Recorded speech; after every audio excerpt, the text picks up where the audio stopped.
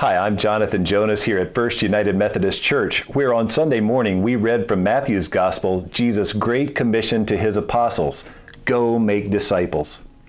On the Wednesday Word here a couple of days ago, we remembered that the task, the role, the occupation of the church in the world today is to live out and to carry out that great commission, to go make disciples. But when we hear those words, no doubt many of us think to ourselves, or perhaps even say to another person, I'm perfectly willing to join the effort, but I simply don't know how to go make disciples. No wonder we're overwhelmed by the prospect. In the Holy Scriptures, our primary examples of disciple makers are Jesus Christ himself and those Spirit-filled early apostles whose stories we read in the book of Acts. And Jesus speaks with authority when he says, "Come, follow me."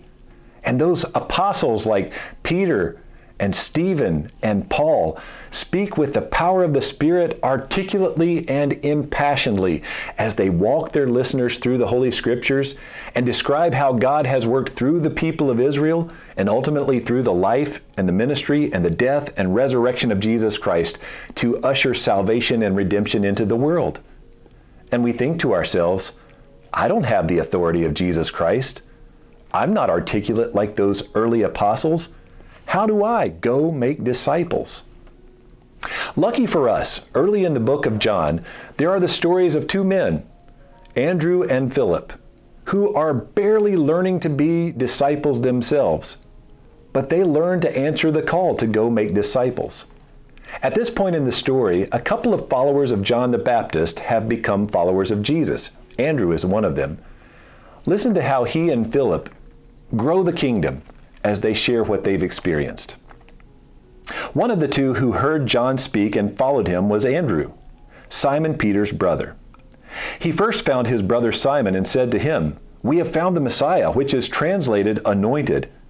He brought Simon to Jesus, who looked at him and said, "You are Simon, son of John. You are to be called Cephas," which is translated Peter, the rock. The next day, Jesus decided to go to Galilee. He found Philip and said to him, "Follow me." Now Philip was from Bethsaida, the city of Andrew and Peter. Philip found Nathanael and said to him, "We have found him about whom Moses in the law and also the prophets wrote, Jesus, son of Joseph, from Nazareth." Nathanael said to him, "Can anything good come out of Nazareth?" Philip said to him, "Come and see." Again, these two men, Andrew and Philip, were barely disciples themselves, but they were able to make disciples of Simon Peter and Nathanael. And in these stories, I learn a couple of very important lessons. First is that it's important that we remember that Jesus' model for discipleship is always in community. It's important that we be disciples who are walking alongside other disciples if we're going to make disciples. Now, certainly that means being part of the fellowship of the church, but I think more effectively, and maybe just as importantly, it means being part of a smaller, more intimate group of disciples. In Jesus' case, it was 12. But can you find that group in your life of people with whom you can share prayer and study and bear one another's burdens? And look for opportunities to make disciples within the circles of people whom you already know. That's exactly what Andrew and Philip did. They went and shared their faith with people they already knew. So when you gather with your group of disciples, keep an empty chair in the circle. Pray over that chair. Pray that God will reveal who needs to occupy that chair, who needs to share this fellowship, maybe who the group needs to add to its strength.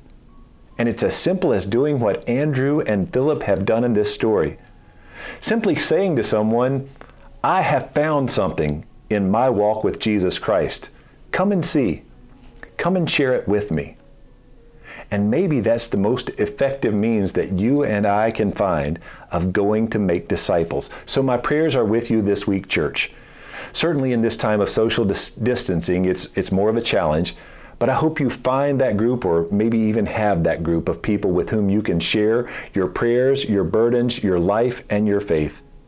And I pray that you all are looking actively for opportunities to share your faith with that one person, with that person whom the Spirit has identified, to whom you can simply say, "Come along with us." Because in that simple act, you may discover that you have just answered the call of the Great Commission to go make disciples.